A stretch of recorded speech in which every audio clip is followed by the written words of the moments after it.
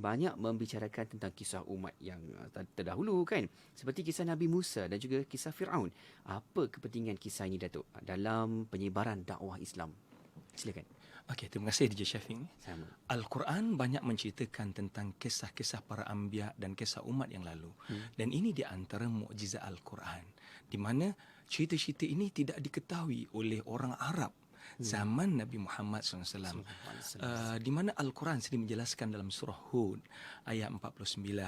Allah SWT menjelaskan, tilka min amba'il ghaibi nuhiha ilaik. Ini merupakan cerita-cerita ghaib yang kami wahyukan pada kamu, wahai Rasulullah, wahai Muhammad sallallahu alaihi wasallam. Ma kunta ta'lamuha anta wala qaumuka min qabl. Kamu sebelum ni dan kaum kamu juga tidak mengetahui tentang cerita-cerita ini.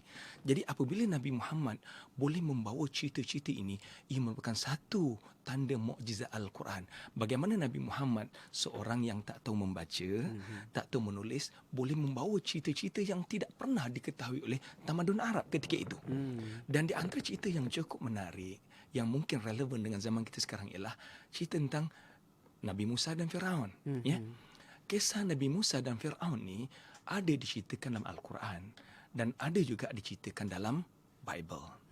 Tetapi apa yang menarik, apa yang menarik yang diceritakan dalam Bible ini, kita boleh lihat dalam Bible, dalam Perjanjian Lama disebutkan dalam Exodus chapter yang ke-14 ayat ke-15 hingga 31, menceritakan bagaimana Nabi Musa membawa lebih kurang 600,000 Bani Israel untuk keluar dari bumi Israel, dari bumi Mesir, dan dikejar oleh Firaun dan tenteranya.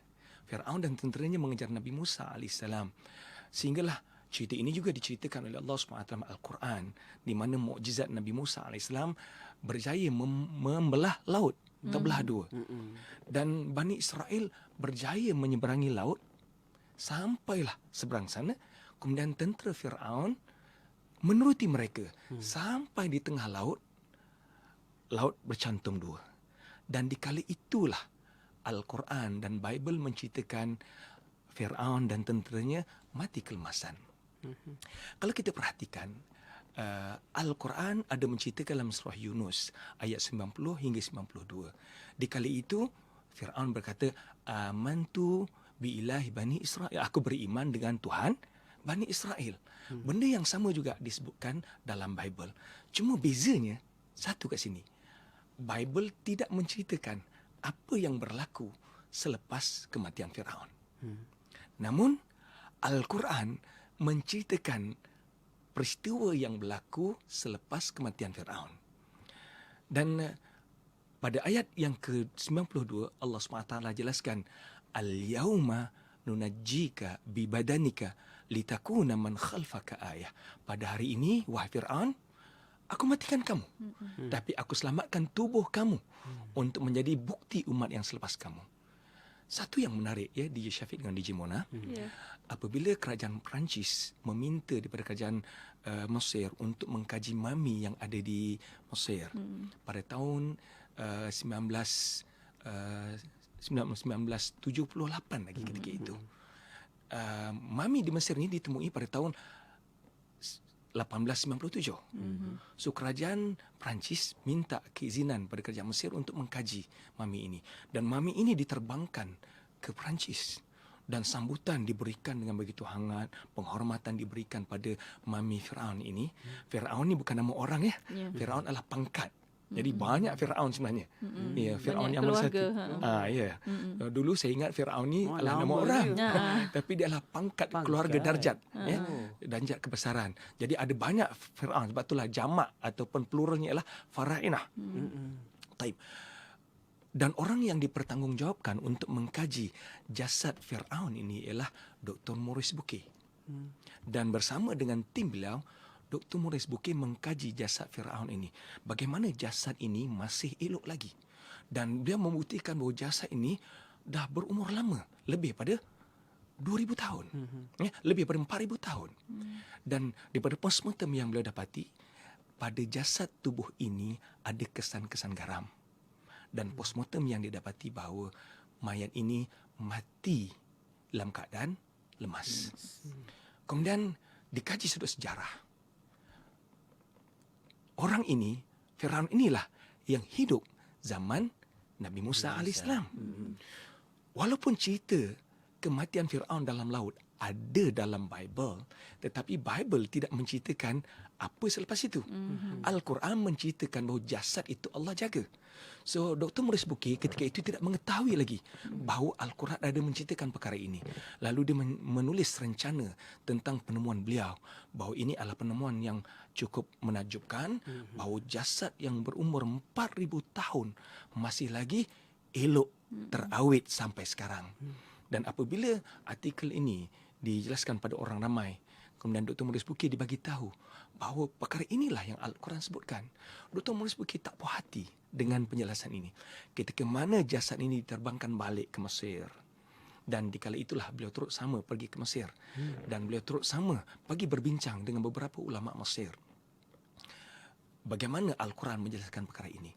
Kemudian beliau mendapat penjelasan ayat dalam surah Yunus ayat 92, Al-yawma nunajjika bibadanika litakuna man khalfaka ayah.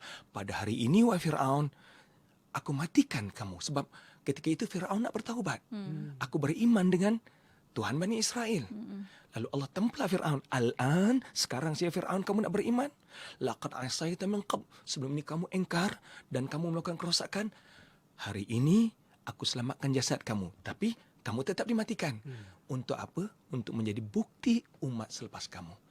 Apabila mendapat penjelasan ini, Dr. Maurice Buki menyatakan tidak mungkin ada orang yang boleh menjelaskan 1,400 tahun yang lalu, sedangkan jasad ini hanya ditemui pada tahun 1897, pada kurun ke-19.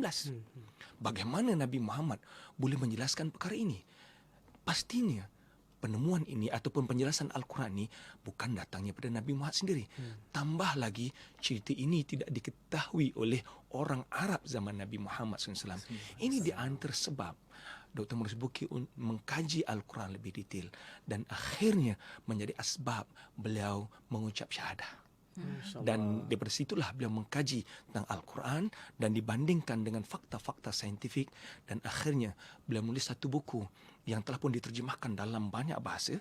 Beliau tulis dalam bahasa Perancis, kemudian diterjemahkan dalam bahasa Inggeris, bahasa Arab dan bahasa Melayu, iaitu Holy Bible, Quran and Science.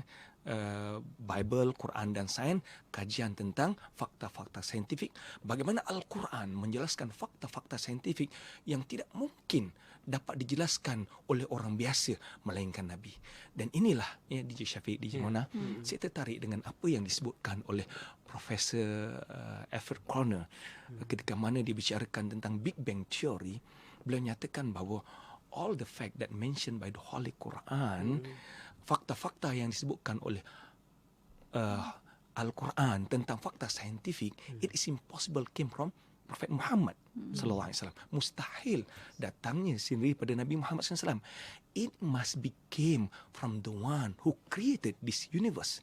Pastinya ia datang daripada Tuhan yang menciptakan alam semesta ini. Inilah kita lihat bagaimana ilmu perbandingan agama dengan kita memahami perbandingan agama, fakta yang ada dalam Bible, fakta dalam Quran telah membuka minda ramai ilmuwan dunia untuk melihat kebenaran Al-Quran itu sendiri. Masya Allah, Masya Allah kan, sekecil-kecil yang kita belajar, yang kita tahu Mona, itu pun akan menjadi satu fakta sebenarnya kepada kita yang boleh kita faham sebenarnya kan. Masya Allah, itu baru satu part saja kan, belum lagi kita kaji lagi bintang kan, mataharinya, cuaca kan. Ya Allah, itu pun akan lebih banyak lagi kita dapat. Masya Allah, kita akan sambung lagi selepas ni macam mana pula kita nak tahu dengan ilmu perbandingan agama ini yang begitu rapat dengan kehidupan kita seharian. Kejap lagi Datuk akan berikan pandangannya, insya-Allah. Okey? Ya, dan para pendengar kita berehat sekali lagi pada waktu ini. Kita akan kembali